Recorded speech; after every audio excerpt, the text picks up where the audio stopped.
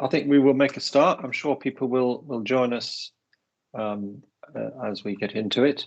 I'll say a few words as we go on, and then invite Joanes to also speak. Joanes. So this is Nick Rousseau from the Modern Energy Cooking Services Programme. I've been doing work with companies that produce cooking solutions targeting the markets that we're working with. And one of the observations, fairly obviously, is that people are concerned about how one can ensure that the cooking solutions we're offering are affordable. And so we wrote a paper called The Affordability Gap, which was setting out some of the ways in which we could see the challenge of affordability being overcome through a combination of sort of segmenting markets, promoting the solution in terms of the value proposition, engaging and harnessing those with finance that can provide subsidies, and then providing different ways in which people can pay for the devices to reflect their economic circumstances. So we're creating a series of webinars. This is the second in the series. The first one was on promoting cooking solutions in developing countries, and that was also well received and is available on the MECS YouTube channel if you're interested. This one is about the consumer finance aspects, and it's very timely because Peter Weston will be launching a report that Energy for Impact have done for the MECS programme on exactly this question, different models of providing consumer finance or ways of overcoming the challenge of the upfront capital costs of investing in a cooking device. This is going to form part of a series of cooking dialogues, which are being organised by ACTS, the MECS in-country partner for Kenya. And Joanes is going to say a few words about that. So I'm not going to say too much more. My aim is to help to make this a stimulating and useful discussion by moderating it. Joanes, do you want to say a few words about what you're doing? Yeah, sure, Nick. Yeah, thank you very much. Maybe also to, first of all, join Nick in welcoming everybody to this very useful and important webinar. My name is Joanes Atela. I'm the lead, the focal person for the MECS Kenya work based at ACTS. And just gonna say a few words on what our passion and strategy is in the context of Kenya. MECS is a very exciting project for Kenya, and this is because that there is a lot of opportunities to be able to basically to support the transition from, of course, both dirty cooking options, but also some of the traditional clean cooking options, and be able to make better choices or better options in the realm of electricity cooking. So within Kenya, our passion is to basically promote the transition from clean cooking into sort of electric cooking as an opportunity to basically address multiple societal challenges, including climate change, including poverty, and including issues to do with health. Health issues have become a very important part of our society, of course, reflecting on the COVID experience. So we see MECS as an opportunity to bring those multiple societal benefits. But having said that, in Kenya, we are faced with two very important opportunities that then allow us to anchor this kind of dialogue. Because this dialogue is not just because we want to do it, but because we see it as a bridge in terms of trying to exploit or trying to, tap into the opportunity that is presented. There are three key opportunities in Kenya that we're looking at. Number one is the fact that there is increased electricity connectivity in the country, supported by a lot of government efforts and, of course, developing partners like the World Bank. The reports show that there's about 75% connectivity and this has increased rapidly over the last few decades. So there is a good supply of electricity, which basically traditionally has mainly been used by households and a number of other actors for lighting. So opening up the opportunity space to be able to use electricity for cooking is very important. And this is also critical because within Kenya, there are a lot of people who are still cooking, undertaking dirty cooking.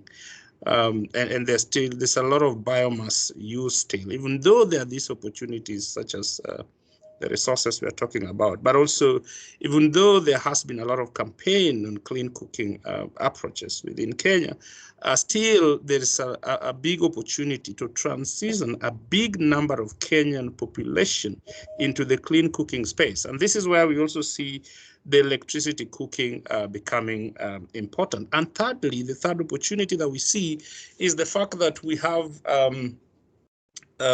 increasing number of actors who are really engaged in terms of trying to pioneer innovation and technologies that could support electric cooking. There are a number of private companies which have come up, and they're very supportive in terms of trying to provide that supply side of technology. And so the biggest gap we have is that we have these two worlds of opportunities, which are really very instrumental in terms of transitioning to clean cooking via the electric cooking. But in between, to bridge the gap, there is a major challenge there, because there's need to bring these two together. And some of the ways to bring these two opportunities together includes, enabling an inclusive financial and business models that could really enable stakeholders and consumers to be able to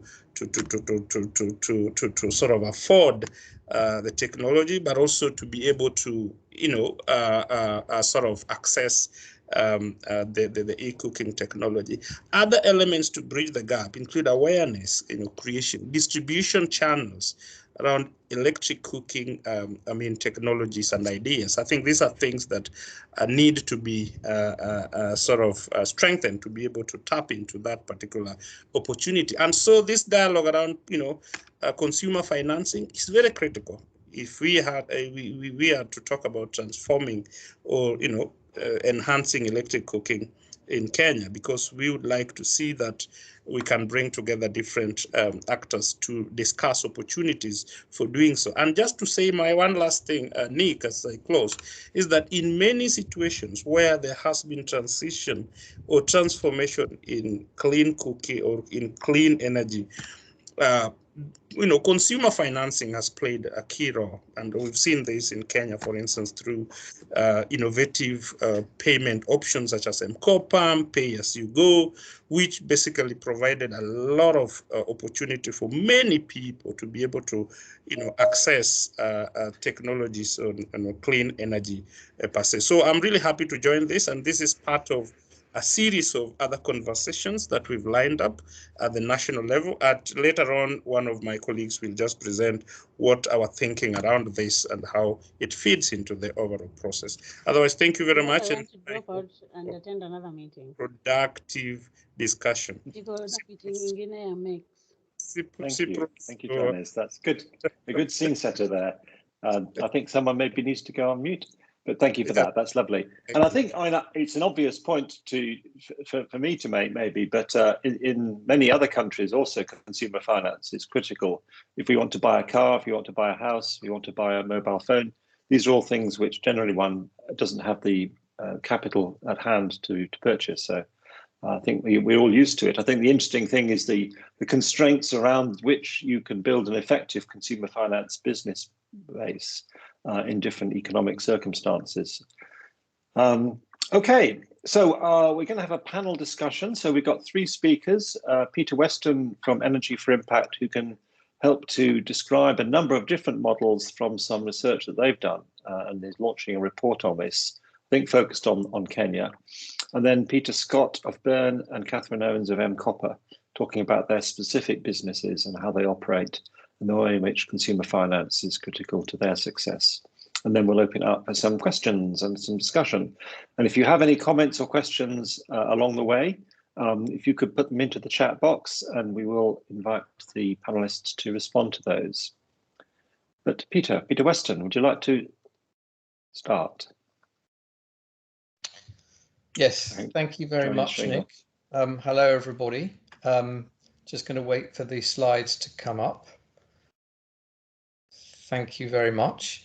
Yes, so yesterday we launched a new report in conjunction with MECS called Clean Cooking Financing Appliances for End Users. This is the second in our series of 5 reports.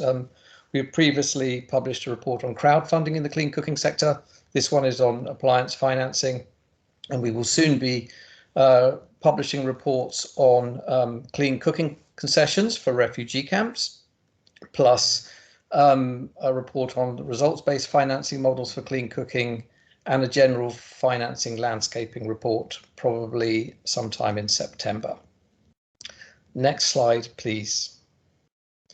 So yeah, today I'm just going to give a quick overview of the landscape for appliance financing. This research is based largely on work that we've done in East Africa, but there are also some applications that apply for other parts of Africa and also for South Asia. Next slide, please. Okay, just to set the scene, MECS and ESMAP have produced a report called The State of Access to Modern Energy Cooking Services. And one of the key messages that came out of that report, which was published last year, is that there is a huge funding need for there's a huge funding need for the clean cooking sector. Roughly $150 billion of investment is needed every year. And the interesting part of that is over 100 billion needs to come directly from household contributions for stoves and fuels. So there's a big funding need. As of today, the vast majority of clean cooking appliances are sold for cash, and that will continue to be the case for the future. But there are a lot of really interesting models evolving. Could somebody go on mute, please?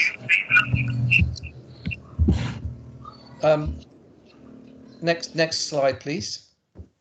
Okay, so while cash is still the norm for the sale of clean cooking devices, it's increasingly clean cooking companies are looking at alternative options. And it is our conclusion that most modern energy cooking service devices would probably be priced between $30 and $100, and they're going to be out of the reach of the poorest households. The table here kind of gives you a sense of what's out there. So you can see that the cheapest stoves, kind of improved biomass stoves, can go for anything from $5 for an unbranded stove up to over $40. And then you can have EPCs, electric pressure cookers, that can be $60 to well over $100. Obviously, the financing strategy is going to have to will depend on the appliance and will depend on the target market that's being targeted. Just to give you a sense of the challenge, the challenge that we have in Kenya. Currently, Kenya Power is providing electricity to a good number of customers, but their rural customers only spend about $3 a day, just under $1 a month on electricity. That is the challenge, and those are some of the people that the clean cooking companies are trying to target. Obviously, the urban customers have a higher spend, but that gives you a context of what we're facing. Next slide, please. Okay, so in this slide, I've just summarized the key payment models for clean cooking appliances. I've already said that the most normal, by far the most common form of payment is cash and carry, is cash. Another increasingly important area is layaway savings. So this is not selling the stoves on credit. It's still selling them for cash, but the buyer basically reserves the appliance and saves money over a period of time, anything from maybe 1 month to 6 months. These layaway savings schemes are typically run by the companies themselves. A good example would be Cocoa Networks in Kenya through their ethanol stove business. And currently about 35% of their customers are buying stoves through their layaway scheme. The next model, the rest of this discussion is all about the kind of credit payment models for stoves. Something that's been used for a long time. Many cooking companies have tried to establish partnerships with third-party financing organizations. These have had mixed success. The advantage of a cooking company working with a third party is they don't need to get involved in managing loans to their customers. They don't need to get involved in administering those loans. But the track record in terms of kind of delivery and lending by these companies is fairly mixed. Another area that's been used for quite some time is crowd-based microlending, and the most common organization for that is Kiva. Basically, in this model, individuals provide small loans to end users via Kiva, via their platform partners, which are typically MFIs or social enterprises. This has been pretty important. Since between 2014 and 2020, there's been roughly $8 million of money going into the clean cooking sector for crowdfunding. And just over half of this, about 4.2 million, has been microlending to end users. But the volumes are not increasing. It will continue to be important. And in some cases, organizations like Kiva are actually providing direct loans to organizations like Bidasasa, which is a last mile distributor in Kenya. So you've got the two models with crowdfunding. One model, which is lending to the individuals through the Kiva platform. Another model is lending to the businesses directly, and Kiva does both. They both do the micro lending and also the business to business lending, like to Bidasasa. The other models that are outlined here are pay as you go, building on the successes of the solar home system business, asset financing loans, razor and blades, and utility-led financing. I will talk about Pago and utility-led financing in a bit more detail in the next few slides, but just to talk briefly about asset financing loans, I've mentioned about the success of Bidasasa. Bidasasa is a last mile distributor in Kenya that targets women, and they've actually financed something like 25,000 deposits for LPG connections in Kenya, generally through mobile money. And this has been a very successful business for them. They've also started looking at providing financing for electric pressure cookers. That's still pretty small scale at the moment, but the model there is they would provide the people accessing their finance would have to pay a deposit, say, of 1 month, and then they could pay off the cost of the electric pressure cooker over the next 9 months. And typically the electric pressure cookers would be somewhere around $75 or a bit more. The next model is the razor and blades model. This is one where you have a clean cooking company selling a stove at a discounted rate in order to then hopefully make money through sales of fuel later on. One example of that is Emerging Cooking Solutions in Zambia, who have a biomass gasifier. It's been a pretty challenging model. One of the challenges is if you're going to sell your stove at no margin or very limited margin, you need the sales of fuel to grow sufficiently quickly to compensate for that. And you also need the price of fuel to be sufficient to kind of generate sufficient margins. And there's also been some challenges whereby you buy stoves in hard currency, but then you sell them in local currency. And this has created challenges for the companies as well. Next slide, please.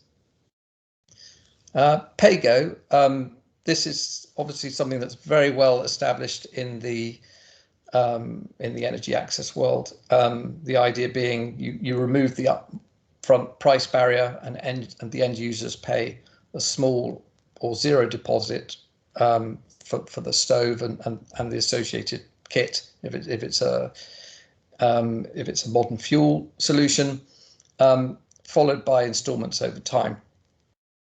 What's really interesting in the last few years, Pago solutions have been developed for many different appliances: electric pressure cookers, induction stoves, LPG kits, biomass gasifiers, biodigesters, solar hybrids.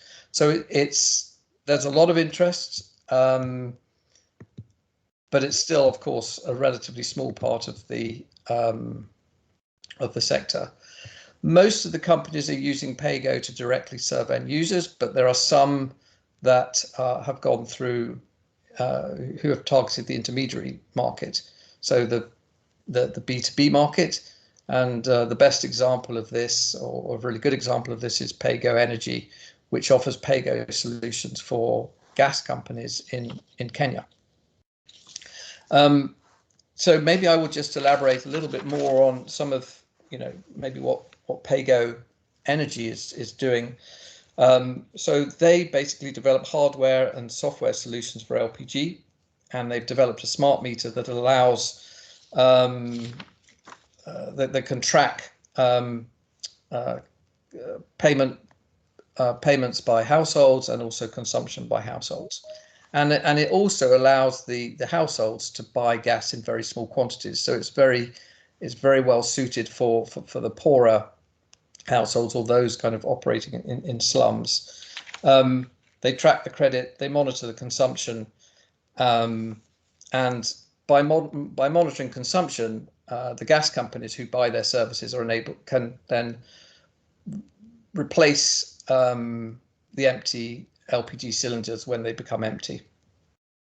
Another interesting example is Circle Gas in Kenya, also selling LPG, but they're targeting end users as opposed to Pago, which is targeting the gas companies, and they are selling LPG as a service. So there's no upfront fee for the LPG kit. You just have to pay probably you pay a premium for the service, but you don't pay any upfront payment.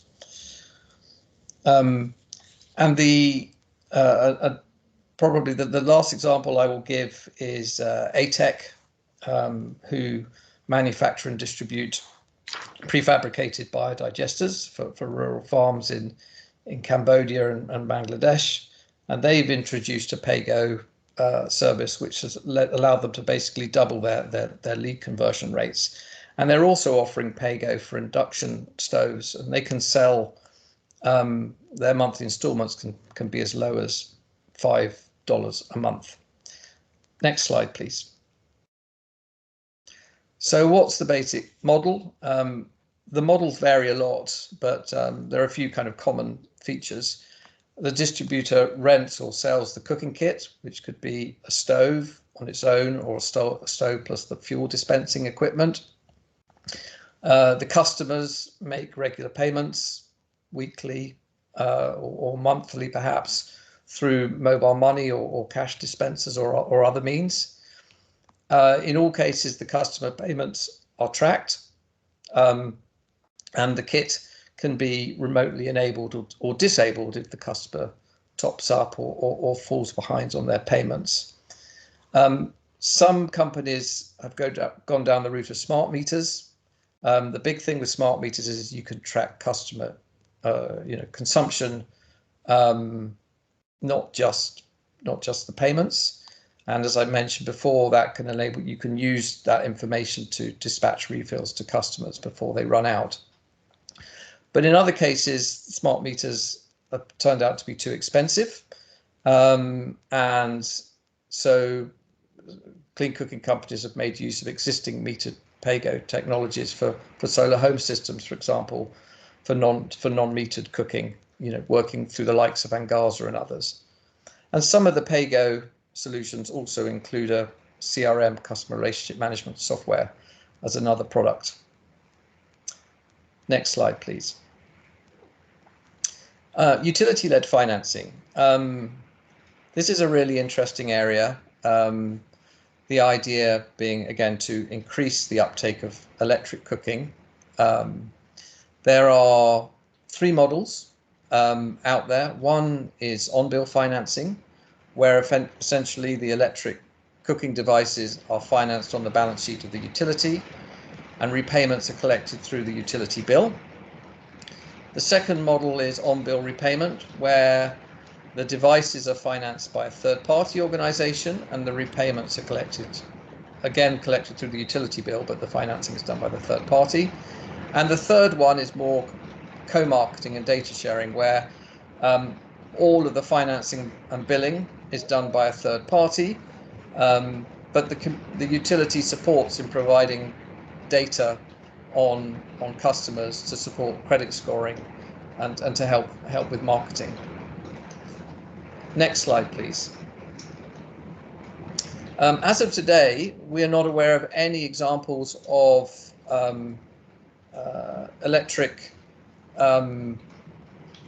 of utility-led financing being done at scale for clean cooking. There are a few trials taking place, one of which is in Uganda. The main advantage of utility-led financing for the utilities are you're increasing sales of electricity, you're increasing revenues. This is particularly important for the utilities operating in East Africa. I mentioned earlier about the very low consumption by rural customers in Kenya, but generally speaking, most of the utilities in East Africa are very keen to stimulate demand on the grid. It can also be used for those utilities that are operating in a slightly different environment. So in Zambia, the issue there is there's a lot of electric cooking on the grid being done through inefficient electric hot plates. And a utility-led financing scheme could allow switching from these inefficient hot plates to more efficient electric pressure cookers, for example. That can reduce the pressure, the load on the grid, and also cut load shedding. So the models will be very different in different markets. What are the challenges? Well, the challenges are most utilities in Africa are very cash constrained. So you're going to need to find a donor to fund the costs of a utility-led financing model.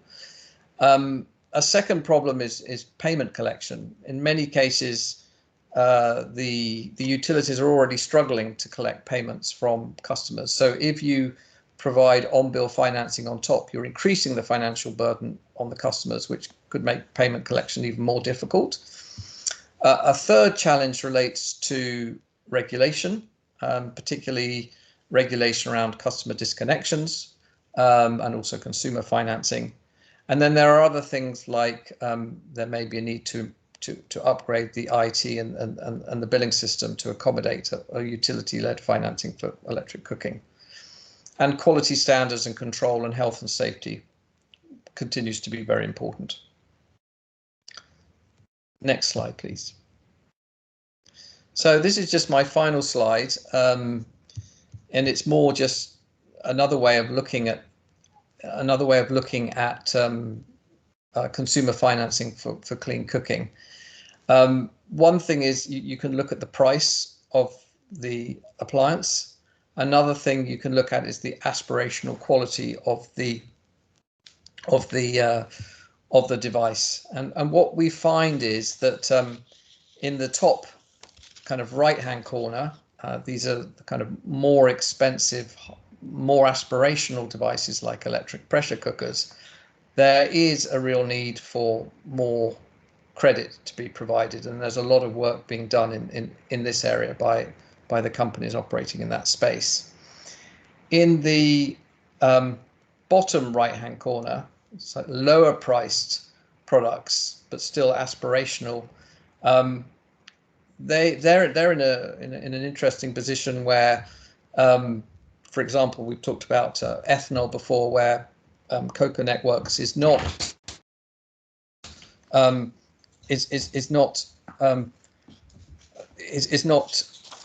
sorry, just 1 second, please.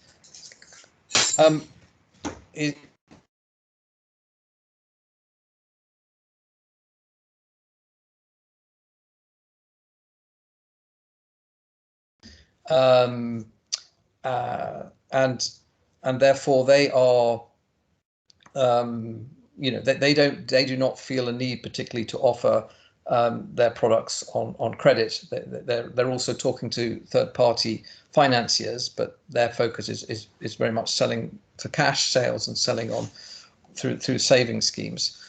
In the top left-hand corner, you have appliances like biomass gasifiers, which might be slightly lower aspirational value, but still pretty expensive. And there is a strong need for credit.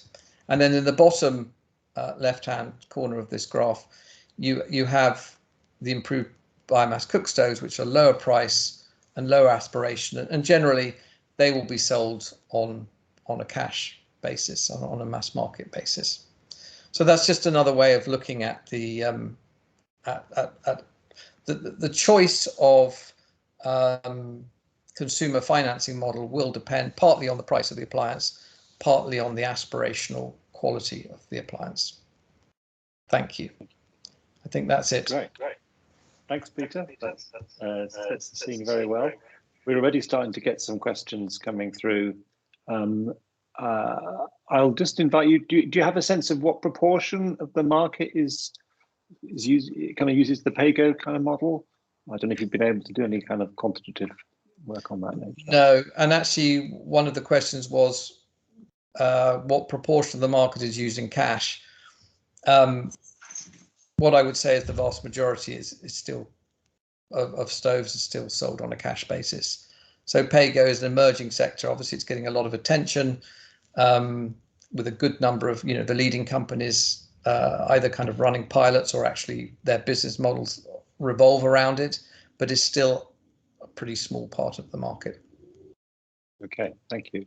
And I guess the other thing that strikes me from my little exposure to all this is that in different economic contexts, you can kind of stretch the amount that people might ultimately pay in totality for a product through various models of consumer finance. But there's always going to be a kind of limit, whether it's a seasonal limit because the farmers don't look beyond the next season, or whether it's the amount that they're willing to commit themselves to. I'm not inviting you to comment on that, but I think that'd be an interesting area for discussion about how you kind of judge whether something is affordable in a particular context, even with consumer finance potentially available. Okay, thank you for that. Very helpful. And hopefully Peter and Cathryn can sort of respond to some of your models in terms of their own choices and their approach. So the next speaker is Peter Scott, who's the CEO of Burn, and he's going to talk about the work that they're doing. They've worked a lot in the markets we're talking about, and then moving into electric cooking as a new area, inevitably a more costly product, therefore. Peter. Great. Hi. Yeah, thanks, Nick. Yeah, great to be here on the panel. Can people see my screen and see me and hear me? Yes. Yeah. Great. So I'm guessing some of you are already familiar with Burn, but if you're not, so Burn is located here in Kenya. And Burn is kind of unique in the space in that we're vertically integrated, where we do all design and manufacturing and distribution all from our setup here in Kenya. We've sold over 1 million units, mostly in the biomass space, but in the last few years, we've really pivoted towards LPG, electric, and some hybrid stoves as well. We're also going through a rebranding, so even though the corporate name still remains Burn, these products are now labeled ECOA. We thought it would be a bad idea to name an electric pressure cooker Burn. People probably don't want an electric appliance named Burn. So, so we've been working on electric pressure cookers for the last few years, and I guess I'm sure most of us are familiar with the benefits of it. But yeah, in our studies, we've seen that really huge cost savings from LPG and from charcoal, so 5 times cheaper than LPG.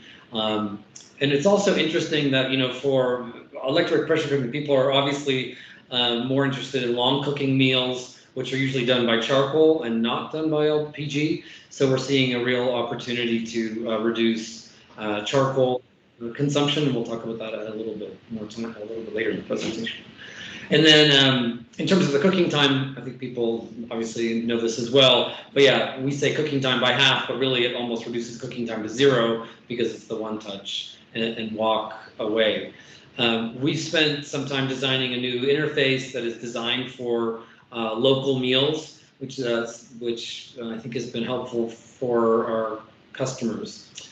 And as Peter has mentioned, and as we're all thinking about, the upfront cost of these is quite high, and so consumer financing is critical. Unfortunately, in this presentation, I'm not really going to tell you that much about that. Sorry, that might be a bit annoying, but we're piloting a number of different ways to provide consumer financing. And so if people want to contact me, we can have an offline conversation about some more details on the consumer financing models that we're doing. Many of these are still in pilot, so it's still too early to share out any results anyways. But yeah, there's a number of things that we're piloting across the region. So we have pilots running in Uganda, in Kenya, in partnership with KPLC, and also in Tanzania.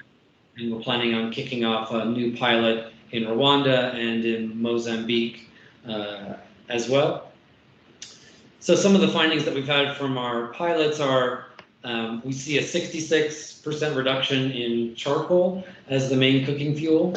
We see an 80% reduction in paraffin.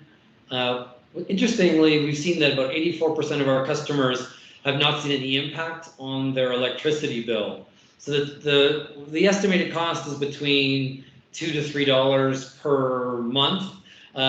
But given the nature of our users, they haven't noticed that, so they're not saying, "Wow, we're seeing a giant spike in our electricity consumption."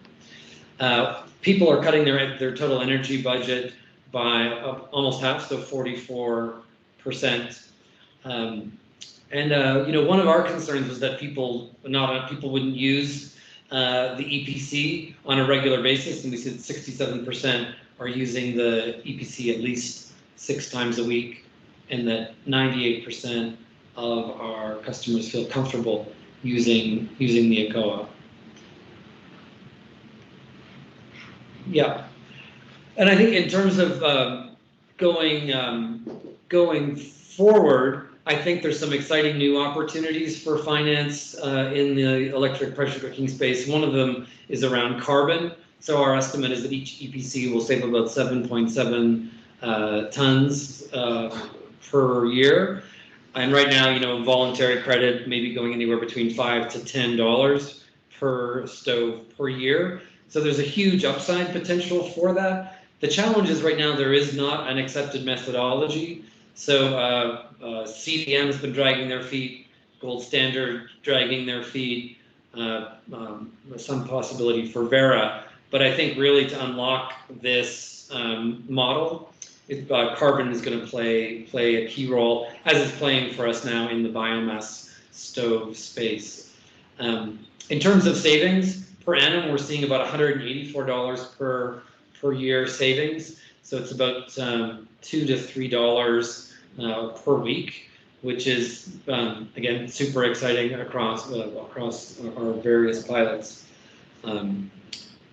And so that is the end of my very quick presentation. And apologies for not giving more detail, but when we're in the R&D phase, we generally don't share out a lot of information, and a lot of these things still are in process. So again, feel free to contact me, and we can have a follow-on conversation. I guess another thing just to mention is that we have designed the ECOA in partnership with a leading manufacturer in China. Our goal is to bring all of that in-house and make these in Kenya. So that's still in process, but we also provide units to other people's pilots. So happy to talk to other people who are on the call who might be interested in getting a few of our sample units. Okay, thank you. Great. Thanks, Peter. That's good. And I'll move straight on to Cathryn, the Mcopa, just so that you can kind of see the two business models side by side. and then we can go for a discussion. But good stuff. I'm seeing some more questions coming through, so I'm making a note of those, and we'll invite people to respond to those shortly. Cathryn, you're concentrating on getting your slides up. Yes, I am. Your Thank eyes. you. I'm actually just looking for the right. Let's see if I can do this. Actually, my screen. Are you? Let's see. Are you seeing my presentation now? Great. Yeah. Great. So perfect. Thank you. First of all, for the introduction to speak with everyone today. I'm Cathryn Owens. I'm head of Mcopa Labs, which is the dedicated research and development arm of Mcopa. It's a bit of an interesting business unit. So obviously we are part of kind of like the larger Mcopa company, but we very much kind of operate very much literally and figuratively in an arm's distance away from the business. So I'm based in the UK. We're actually one of our founding our founders was based and who established the research development arm. And we get to focus on everything outside business as usual. So we focus on kind of all the new products that could, in theory, be a Pago asset for Mcopa. And we have the fun job of really testing them out and really understanding how Pago financing can flex across just Mcopa's core lighting systems or now Pago phones into new product classes. So and we've been, with support from MECS, we have been really testing and studying the clean cooking market, both for electric cooking appliances and for LPG as well, to see if Pago can really kind of crack some of the barriers that are really stemming the adoption of clean cooking. So great. So I should maybe just begin with a little bit of an introduction of Mcopa, because I think in a lot of spheres, Mcopa is a very well recognized name. In others, it's not. I think one sort of myth I always like to bust at the beginning is the fact that Mcopa has for a long time always been seen as a pay-as-you-go solar home system company, right? So we have brought a number of different solar home products to market, and I'll kind of go through our storyline there. But really, at the end of the day, Mcopa is a connected asset financing company. And what I mean by that is we are putting assets into customers' homes. Our customers have traditionally been rural dwellers, but predominantly in East Africa. And we initially started with solar home systems with the mission to displace kerosene in the home for lighting. But what's really unique about this technology was the fact that all of the systems had a chip inside the device, such that we could actually monitor customers' ongoing payments for those systems, and importantly, be able to actually control those systems remotely. So in times of non-payment, whenever a customer falls behind on payments, we can actually control that the battery that's really powering the lights to be able to secure the loan for the very asset that we've given them. We launched that product 10 years ago. And since then, actually last year, we celebrated a really important milestone. I think it came at a very important time when we were kind of in the thick of lockdowns globally, but we reached 1 million customers with actually one of our Pago phones, which I'll highlight later on. But, Mcopa has really kind of developed a scalable model, right? We've reached 1 million homes. We're, collecting data on all of those customers, really building up a financial profile for all of those homes. We have about a staff over 1,000 members now across 6 different countries. Again, we're a connected asset financing company, so really important for us is the amount, the volume and value of the loans that we're able to issue customers that are characteristically unbanked, low income, and have previously been excluded from the financial ecosystem. So all told, we've unlocked about $300 million of credit to customers, and we've provided a sense of, again, we've been able to recruit more than 5,000 sales agents who are very much like our customers. They're recruited from the local communities, last mile communities, and they sell our goods to their neighbors, to their family members, to community members on a commission basis, and it's giving them a lot of use, in particular, kind of a chance to have a stable livelihood, especially in last mile settings, which has always been a challenge for them. And we have about over 100 retail points and growing Most of these retail points are in East Africa, but in 2019, we made the move to West Africa and have really been setting up our operations in Nigeria. But those are a little bit sort of like I would say like the surface level metrics. To make Pago financing possible, to be able to connect and service those 1 million plus customers has required considerable investment on the backend systems and the backend platform that our founders really had to build up from scratch. There was no kind of off-the-shelf Pago platform that we could adopt. And it has only grown in scale and complexity as we've really been able to kind of extend the Pago model across products, even getting into digital financial services once customers build up a credit history. So I think this slide is a little bit complicated, but it really just illustrates that, the Pago relationship with the customer always starts with that first, what we call like the acquisition, or sometimes the anchor product. And we really it's a really interesting business model, because what we've had to do is really kind of come to market with like a product-driven business model, but operate a service model as well. So it all starts with that first Pago appliance. Traditionally, it's been our solar home systems. We have certainly expanded into providing pay-as-you-go smartphones. And we certainly our interest within labs, the research development team, which I think how we could apply this for clean cooking devices. So it all starts around innovation on the product itself. We have to get that first product into customers' homes.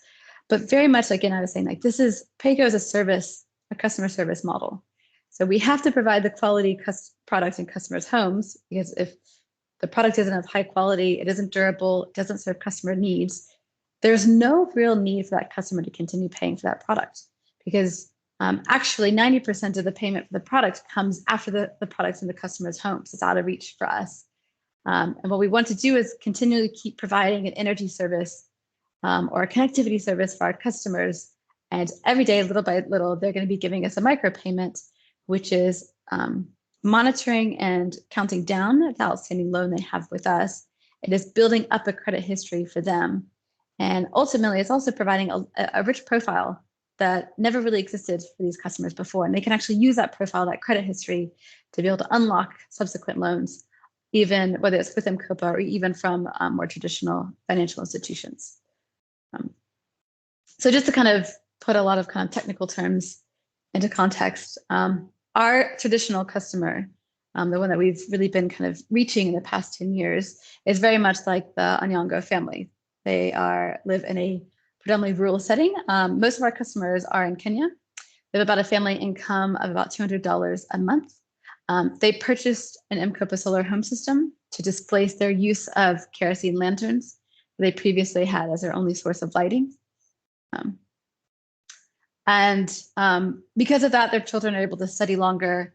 They've certainly been able to increase their household budget, because all that previous spend they had toward kerosene expenditure and phone charging services has now been diverted to equity, right? It's actually going toward the solar home system. Let's assume that they have paid off their loan and now they have a free source of lighting and phone charging services for another, let's say like 5-6 years, which all goes kind of like straight to the savings, to the family. And importantly, over time, once they pay off that initial deposit for the system, they take home the system, they make payments with mobile money, we're able to kind of really monitor down the spend of that loan. They now have an asset in their home that they can actually recollateralize and purchase another loan from Mcopa, or sort of another loan for a physical product, or just a cash loan or digital financial service. So this is kind of where I start to shift gears and talk about labs a little bit more. I got to boast on the innovation team, but we have really taken what was started as like that first lighting product that we brought to market in 2012, and we've really built it out over the years. So first it was classic lighting.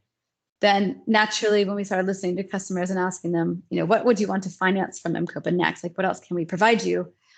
It was very overwhelming. Like, customers were very clear. They said, I want a TV.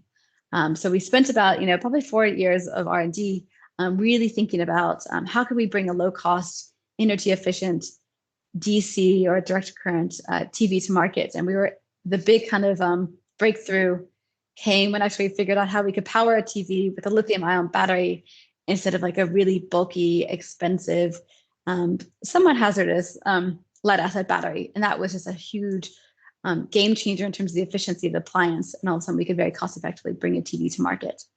And that benefited both new customers who could purchase the TV in one go, as well as our existing customers who could purchase the TV as just an extension of their classic lighting system.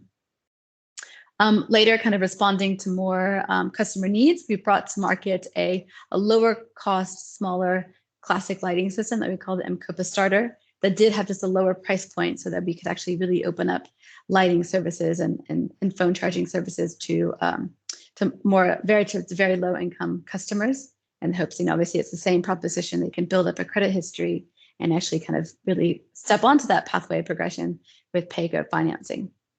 And later, another big R&D breakthrough came in 2018 with actually support from Shell Foundation and their partnership with FCDO and with UK Aid and with USAID. We built out, actually in collaboration with a Brazilian company, we brought to market a pay-as-you-go solar-powered refrigerator, which really was, the market's first made for market refrigerator. It's about 100 liter in size, which I would say is a little bit like a very kind of like grandiose hotel refrigerator size. But that was about a 3.5 year R&D journey, really thinking about, okay, what sort of like technological efficiency breakthrough do we need to make with the compressor? What sort of power system can Mcopa kind of be creating on the back end to think about, okay, what's the highest output of solar and battery we can provide at the lowest cost for customer? Because that's always kind of like the balance that Pago financing has to make. It's balancing power and price. At least it always has been with our solar product.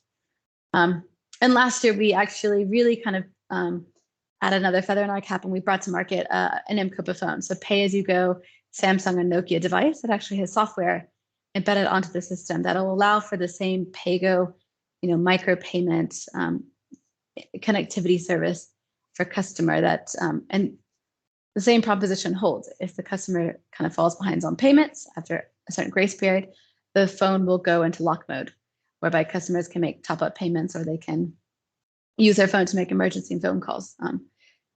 But that's very much, we recognize that customer needs, they don't just stop with energy, they don't stop with connectivity. Labs really has to continue exploring like how Pago financing could really catalyze the market and for other products to continue serving customer needs. But you can see that actually, as we continue to kind of really pioneer different Pago assets on the acquisition front, we've also been really leveraging how customers can leverage their actually newfound credit histories to be able to purchase non-locking, non-secured assets. And the first thing we wanted to provide customers was efficient cook stoves. Burn has been a longtime partner of ours. We're just short of about 20,000 customers who have purchased an efficient cook stove on the back of owning one of our solar systems. We've done it with water tanks. We did it kind of with like non-locking smartphones. I've done it with satellite television, and we've certainly moved into a digital financial service provider as well, providing cash loans and things like insurance and e-vouchers for agricultural inputs as well. But again, I think if there's one thing I can really impress upon the audience is that Labs takes very much a customer-led approach for its research and development. So we don't want to go in with solutions thinking, naturally, this is the right extension of Pago financing. Let's just start pioneering or really innovating around this space. We really need to listen to customers and really understand from them, like, what are they willing to purchase on a finance basis? Because customers don't want to actually be able to, they're very savvy and they're very understanding of how their cash flows move, right? And where do they really struggle to pay for things that can help them either achieve household savings or increase their income. And that's really what we want to explore in our design approach. And we really leverage human-centered design. We go into the field, we shadow customers, we really sit down with them to understand. And this really all feeds back into kind of our innovation pipeline. And it really prioritizes like where we focus on. And clean cooking has always been, or the prospect of Pago cooking has always kind of really been on our peripheral. And we've been studying for some time now with support from MECS, like how Pago financing can really kind of break a mold into this space. And it all really kind of started with one data point, and that was the fact that 88% of our traditional rural customers were using traditional fuels to cook. Most of them were using firewood. Either they were kind of going out and collecting it themselves, or they're purchasing it. Charcoal obviously has like is quite available in Kenya, certainly so in Uganda. And it just seemed like such a kind of almost like a glaring obvious area to explore, because we did see there was still kind of like the same economics in the household, that customers were spending around 50, 60 shillings to purchase some of these cooking fuels. And we thought, well, gosh, we've really kind of cracked solar lighting. Can we really start to think about solar cooking? And that really was the genesis of our exploration in this space that started, back in 2018. It's been a bit interesting. I mean, as someone to kind of Peter noted, with R&D, you have to be a little bit careful. We can't just kind of open up our playbook, so to speak. But it's been a very interesting study for labs. It really was kind of our first toehold into this space. And we've really been exploring from customers, like which products would they be willing to kind of use to fit their existing and kind of very emotionally attached cooking behaviors. And very interestingly, as we've evolved our study, we have definitely recognized that clean cooking is not a rural issue. This is actually very much our urban cooks very much are still reliant on traditional cooking fuels. And it's been very interesting for us to understand, the reasons for that are very different. We have found there's a lot of mistrust around the grid operators, the utility companies, because there's a lot of fear or worry that you begin to cook your meal for your family one night and the power might go out midway you're preparing your meal, and you don't want to be the parent that's kind of has to order in or find another solution. And there's also the overarching worry, and I would say like the overriding worry, I should say, is customers can't predict their expenditure or their outlay when they are preparing for their family meals every day. And especially as we begin to explore urban and peri-urban cooks, that has been like what's been overwhelmingly obvious to us, is like customers want the predictability of their expenditure. And it's been very interesting for us from a technological standpoint, because I think a really important dimension to add to this conversation, as we talk about Pago financing for cooking, and we look at just the appliances that might be the right kind of stack of appliances for customers. One thing that I have top of mind is that Pago financing also has to have a very reliable and affordable supply of energy. And this is, that applies to LPG cooking, ethanol, and solar cooking as well, because if the customers don't have a reliable source of energy, then obviously their asset is just kind of like, it's not an asset. It's just like a dumb appliance in the home that's just not providing any utility or benefit for the customer.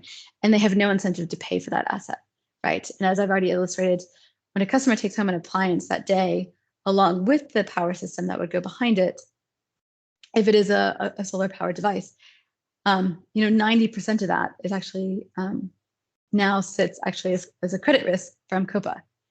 So that's really been, I think that's really important when we think about cooking and we think about what's the right balance of power, price. We have to think about the right kind of reliability and security of supply for customers as well. And that's a really important dimension when thinking about Pago cooking. And with that, I'll end. I think I've taken up my fair share of time. Fantastic. Thank you, Cathryn. Okay. Yes, we're starting to get into some of the practical considerations that you have to face if you're putting out a business proposition that will include consumer finance. We've got a few questions that have come through in the chat, so do add to those or put your hand up if you'd like to ask a question verbally, as it were. So a couple of kind of practical questions. What is the range of costs for smart meters per unit? So if you're going to introduce a system that relies on smart meters, what should you budget for? And then Peter also mentioned the issue about disconnecting customers. I guess that is something which potentially all of you might face. Kind of what do you do when a customer is defaulting either on their main payments or if they get disconnected from electricity supply generally? Peter, Weston, are you best placed to comment on the cost of smart meters, or is someone else able to offer a view on that? I suspect there's some variability.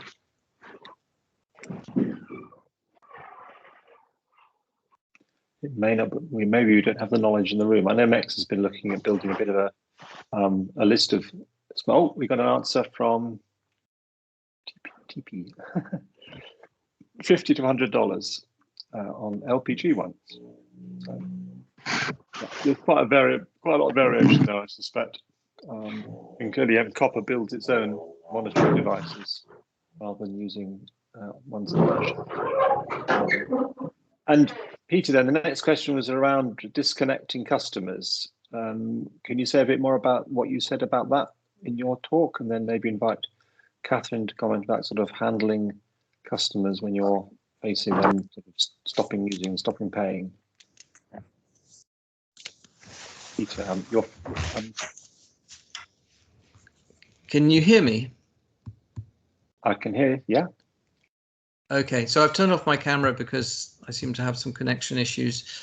I'm not an expert in the regulatory challenges, and I haven't looked deeper into it. But clearly, you know, the model will only, there will be times when you may want to disconnect a customer, but you're not allowed to with the regulations, and you would need to check carefully what the regulations are. And the other issue around regulations is if you're providing a Pago service, does that mean you're covered by kind of consumer financing regulations or not? And that will vary from country to country. So those are just things that you need to look at. There's ethical questions. So if, for example, you're selling an appliance on a Pago basis, and yeah, someone stops paying for that appliance, does that mean you disconnect their electricity? That seems pretty harsh. So something would need to be, there will be regulations around that, and even if there aren't regulations, there could be ethical questions around that need to be considered. Thank you. Absolutely. And Cathryn and Peter Scott, would either of you like to offer a comment on this? Cathryn? Is this on the specific question around disconnecting customers in terms of non-payment? Yeah. So Mcopa is we don't collect the systems in terms of non-payment. So we really we trust on the kind of like the fact that the technology will, after a grace period, customer cease paying, the system will automatically turn off and will stay off until the customer begins paying again. And we do find a lot of customers, due to kind of the context of their cash flows, there will be times of non-payment, and we do see customers come back on. We have a number of kind of financial assistance programs, a lot of customer education, but we do provide a lot of like kind of empathetic easing when customers do kind of communicate that their cash flows are tight. And not goes without saying, like a lot of our customers' cash flows are tied to the agricultural cycles. So we certainly can see some cyclicality in our repayment data, but we've never recollected a system in all of our time. Okay, thank you. Peter, do you want to share your experience? No, I think that's okay. I think that's fine. Okay. And there's been some correspondence in the chat about the point that Peter made about whether on-bill finance results in additional financial burdens for customers. And I think the gist of the conversation is that it depends on the relative cost of the electricity that they're using as fuel as against other fuels that they might have been cooking with previously. I guess it just shifts the nature of the financial burden. It all comes through the electricity bill rather than maybe being something which they can manage, by going and buying X amount of charcoal or X amount of firewood. They can kind of maybe have a little bit more control. But Peter, did you want to say anything more about that? Yeah, so for example, in Zambia, where there's a lot of consumers using inefficient electric hot plates, if they move to more efficient electric pressure cookers, their electricity bill is going to go down. So that's great. The consumers are happy. So that works. There was a question. John was asking also about what happens if a consumer transitions from more expensive charcoal to electric. I'm sure there are cases when, the consumer will save money. But if you're looking at it through the lens of the utility, then the utility, they're primarily thinking, well, I've already got all these customers that are not, that I'm struggling to collect payments from. So if I add on the cost of a $75 electric pressure cooker, that's going to put even more pressure on that customer's ability to pay. So there may be some there may be some circumstances where the household overall financial position improves because of the introduction of the electric pressure cooker, as an example. But you also have to look at it from the perspective of the utility, which is they're already struggling to pay, and I'm asking them to now repay the cost of this appliance on top. So, yeah. Interesting dynamics. I guess there's a range of different factors. John, looks like you've raised your hand. Did you want to speak? Yeah, just to come in there, I guess I see an opportunity for being able to provide evidence to utilities of the existing expenditures of their customers. And if you can show that there are particular types of customers whereby their total household expenditure is likely to decrease, then those might be the customers to try and target with an on-bill financing mechanism in a country where you're transitioning people from biomass onto electricity, which I think, as you point out, is a very different case to somewhere like Zambia, where the utility really wants to reduce consumption. In areas where it wants to increase consumption, then to me, it's kind of a chicken and egg situation. You can't increase the consumption until you've got more appliances, or you stimulate demand through the appliances that already exist. And so making that case to the utility by showing how much is already being spent on charcoal, and as Peter said, like 66% of their users reported reducing or switching away from charcoal as their primary fuel, and 84% of the users reported minimal increase on the electricity bill. So getting more data on that and really making the business case, I think, could build a case for an on-bill financing mechanism in a country like Kenya. Okay. Peter. I think that's a great point, John. And I think, in the best possible world, on-bill financing would be a very promising way to go. But I guess what we're seeing from utilities is a real lack of appetite. I think there's a way that we can prove to utilities that their customers, that they'll have more demand by switching to electric. And I think that would be positive for the utility, and there's ways to raise pools of funding to support the rollout of electric cooking. But I really don't think it's going to happen on the on-bill financing side. So I think it's important to get the message across to them, but I think there's other pools of funding that can be used to support. Obviously there's a huge amount of money in Kenya that was just sent to KPLC for the money they lost on signing people up onto the grid. So because it's been kind of a failure, right? I think yesterday in the news, it's been like some customers are, the average customer is using 3 shillings per day. Clearly uptake is not there, so that they're very reticent to spend more money on it. But I think the future for them is e-mobility, e-cooking, whether it's, hot cookers, hot plates, EPC, induction, whatever. So I think it's in the end, we're going to get to that solution, but I still don't think it's going to be on-bill. When we talk to KPLC, they're like, we're not going to do this. So I think we shouldn't spend too much time pushing on-bill financing, but we should push that the future of your grid depends on this.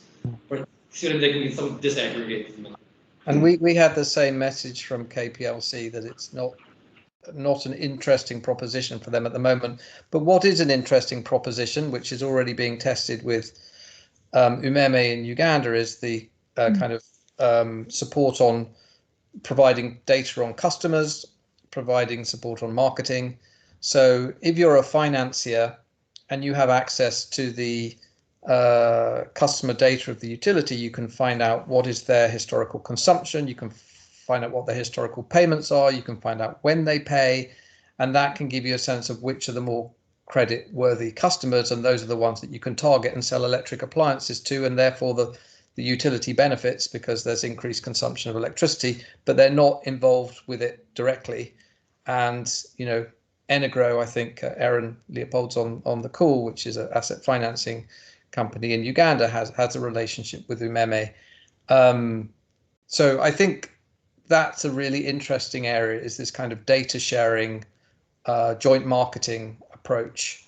But there's still probably quite a bit of work to be done around, you know, what needs to happen to share data. How do you present it in a usable way for the financiers? Sure. Cathryn, you look like you're... Yeah, I was gonna say, I would say that like a kind of prerequisite even to, you know, collecting data and kind of getting utility, like the benefit is the fact that, you know, customers, you know, when we started actually looking at some of the kind of market factors around, you know, why aren't customers adopting electric cooking when they're in central Entebbe, central Kampala, and it came down to distrust over MMA. A lot of it was, we found 80% of, let's say, like our staff base in Uganda still relied on charcoal for cooking because it was so cheap. And I was like, that was the biggest blocker for them, was like the distrust for the utility and the you know, ubiquity of really cheap charcoal. How do you, and one of the questions I've got, I guess, is how do you have those kind of conversations to establish, well, how much are they prepared to pay? And that, obviously that will vary a lot according to how financially secure people are, as well as what they pay for charcoal. And it may be that they think, great, I can save money on charcoal, but I'm not going to pay for an electric pressure cooker. They'd rather pay for something else. And what experience have you all got of those kind of interactions with the market that help you to gauge that? Cathryn, maybe you know. Yeah, this is actually kind of related to our Pago LPG test that we did. And what we did is actually, we just gave customers, we basically tried as much as we can to assimilate a Pago LPG concept. And we gave it to a host of Mcopa Uganda staff members. And we really tried to get sort of people of varying kind of income levels in this project. And we really kind of understood, you know, we made sure that we had some electricity users, like electric cooks, those who are using kerosene, those who are using charcoal, some who are using LPG as well. And it's very different because when sometimes it's very difficult to ask customers, how much would you pay for this whole concept? Because really you have to ask them, like, well, how much would you pay for it on a daily basis? And then there for how long? So sometimes it can be quite difficult to back into that figure and get customers to tell you like that one figure. So we very much start with like, well, okay, how much are you paying for cooking right now? And then the hope is like you kind of have to back into a business model or some unit economics such that you can price the system and either at par with what they're consuming today or what their outlay is today, or a little bit less, you can start to realize those household savings at the get-go. Okay, yeah.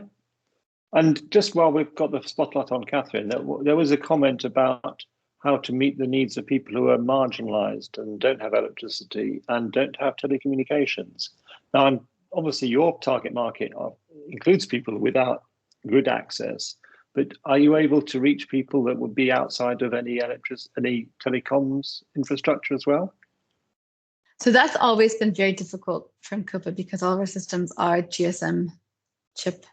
That's like kind of really that you could call it like the key in like any IoT business model, and that continues to be, that is, I would say, like a barrier to our growth. We can't go into areas where there isn't that GSM coverage to really be able to speak with that device. Okay. Okay, and there's another question for you from Tom. I'm jumping here. Yes, it says you're well known for lighting, but how involved are you in cooking? And where maybe a little bit about kind of where you see that going in terms of your progress of growth? Yeah, it's still very much as we call it like we kind of characterize our R&D pipeline a series of horizons. So it still is very much kind of a longer horizon product class for us. There's still just a number of like questions that like we still have way more questions than we do have answers. But I think what we would love to do is continue exploring the space. We very much, Mcopa is not an appliance designer. That is not our forte. That's not our core competence. So we'd also, I think, to really kind of advance this study, we'd love to do what we did with the fridge, which is partner with an appliance designer, someone who does have a lot of, say, engineering backbone, a lot of competence in this area, and say like, well, hey, we're really good at understanding consumer financing, and we're really good at being able to control batteries from afar. You're really good at designing appliances. Let's really work together to figure out that efficiency breakthrough, because in our study to date, we haven't really seen an electric appliance that still is so efficient that it could be powered by a power system, and that entire proposition could be made affordable for customers. Okay, so for any cooking device companies, there's an opportunity to partner with Mcopa. We're open to a conversation. I'm happy to facilitate if necessary. Question, what are your experiences of payday boosts, longer term upfront payments, e.g. payments being made after the harvesting period, harvesting season, to pay upfront for a longer time perspective? Do consumers find that a good model? Anyone like to comment on that? Anyone have got experience of that kind of model? No? Well, I think it's just about trying to structure whatever payments around the natural rhythm of the year. So people tend not to have money in January and February here in Kenya, but then of course during harvest they do. So I think any system needs to manage for that. I wouldn't say that we have great experience in it, but we try to tailor our offerings to match that. So you wouldn't want to kick all your customers off on January without having that understanding that January is a lean month. So for sure we take that into consideration whenever we're developing a business line. Yeah. Mm-hmm. And I think, Cathryn, you said the same thing, that if people have a lean period, they don't kind of have the equipment taken away from them, but they just don't have access to the power that would drive them.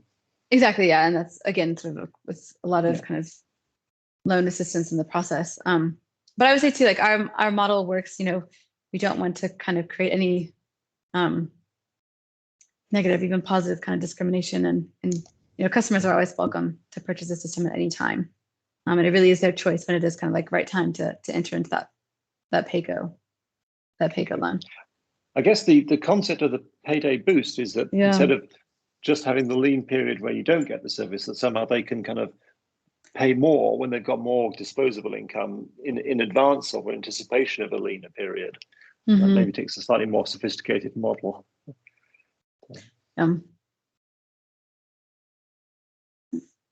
Suzanne, do you want to say anything? You'll put your hand up.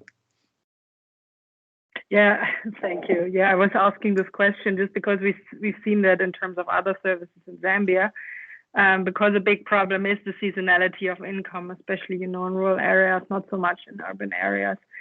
And yeah, it would be interesting to see if you actively market these opportunities for consumers in the clean cooking space, and also how could that be applied in the higher tier cooking space? Of course, in the eCooking, it might be a bit tricky because utilities rely on monthly payments. But yeah, in terms of other technologies, I was just wondering whether this is generally a topic you're considering to actively offering that, and say you'll cover the next 4 to 5 months with a one-off payment, and then whether consumers accept that in terms of trust, and are they willing to invest?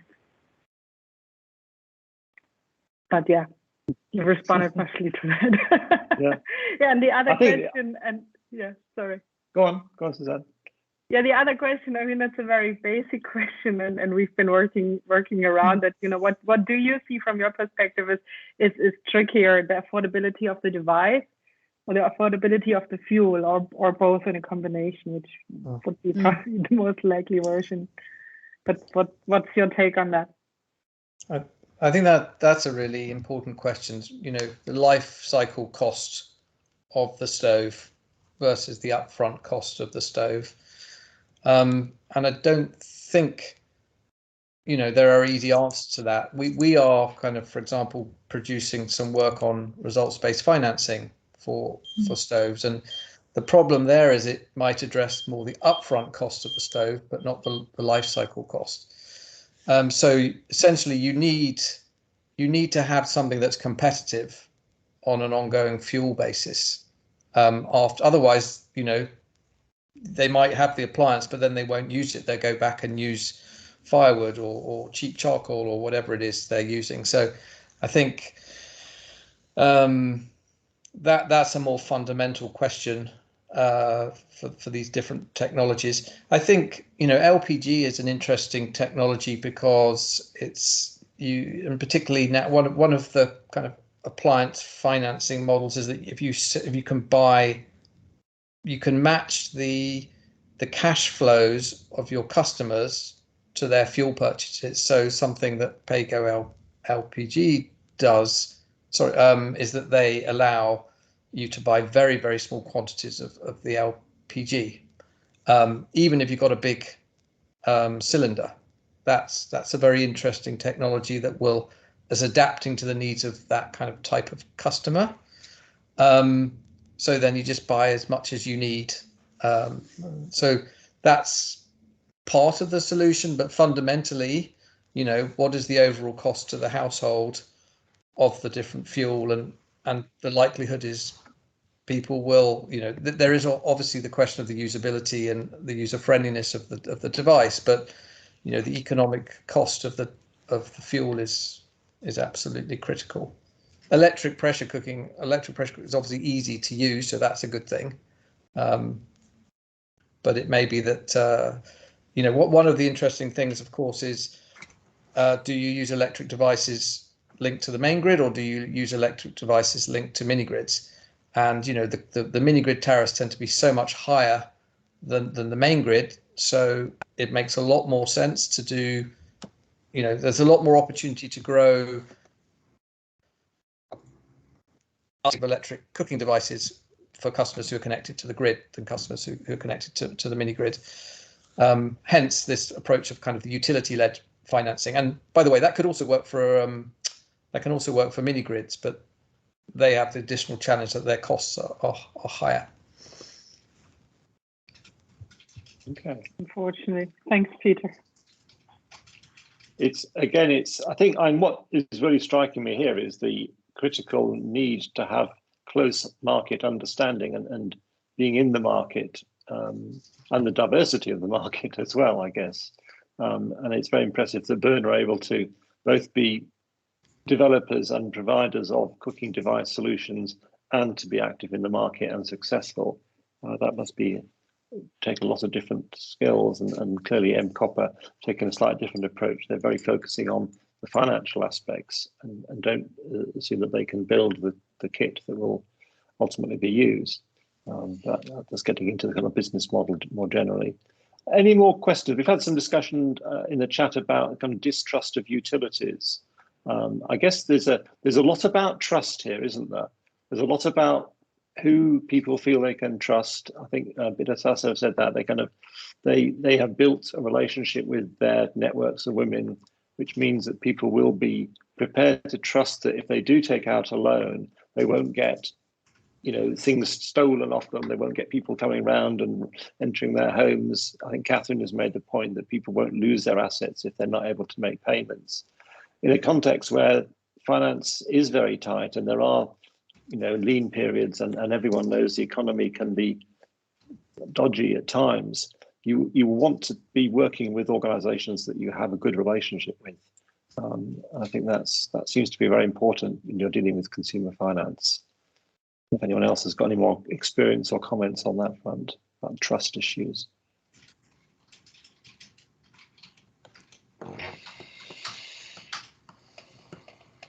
Nope, just nodding heads. Okay, well, we're coming to the end of the time. So thank you very much. I think it's been a good discussion. I hope everyone, including the panelists, have kind of taken away some food for thought from what's been said and the ideas and the questions, and maybe got some new insights into potential partners out there. I'm going to conclude by handing over to Joanes again for a few words, and he's going to talk with his colleague Tom about some future activities. But I also want to promote another webinar being organised with Suzanne on the 11th of August on results-based financing programmes. If you're interested in the financial aspects of making clean cooking work, then you should definitely sign up for that. Suzanne, is there anything more to say about that? I guess it'll be in our newsletter, the details. Yes, we're currently organising everything, so information will be following, and yeah, we will definitely invite the participants of this webinar. So that might be an interesting topic to look at the other side of financing clean cooking. Thank you. Okay, so 11th of August. Joanes, do you want to conclude with remarks? Just to thank you, Nick, and thanks to all the speakers. Just to say that listening to all the key points that have been raised by the speakers, it appears to me that we still have a lot of things that need to be sorted in order to be able to achieve or move towards innovative financial models for consumers when you think of electric cooking. And that is one of the things that I think we have been trying to think through within the MECS Kenya work. And maybe at this point, it would be good just to invite one of my colleagues, Tom, to just in 3 or 4 minutes, just highlight whatever approach that we are trying to adopt in this particular context, and then see how we can move on collectively with that. Tom, please, if you can fast track.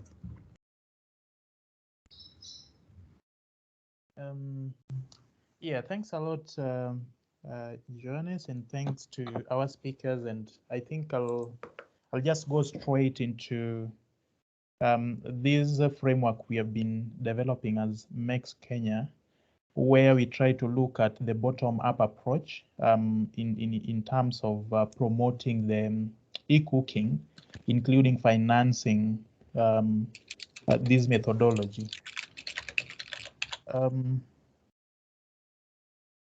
Are you able to see my screen? Yes, thank you. Yeah, it's looking good. All right. Yeah, so in terms of borrowing from the previous presenters, you can see that there are different financing or payment models that can be adopted. And if I borrow from the presentations, there are more than 6, and each of these payment methods or financing models work differently for different groups of consumers or end users. And therefore, if we look at these different financing models and we look at the electric cooking, for example, you find that there is the electricity supplying involved, and there is also the cooking stakeholders or manufacturers or private manufacturers of the cooking appliances involved on the other side. So if we borrow from the fact that many households or many end users are increasingly having electric access, especially in Kenya, the electric access is really rising, yet most people are still using the traditional fuels.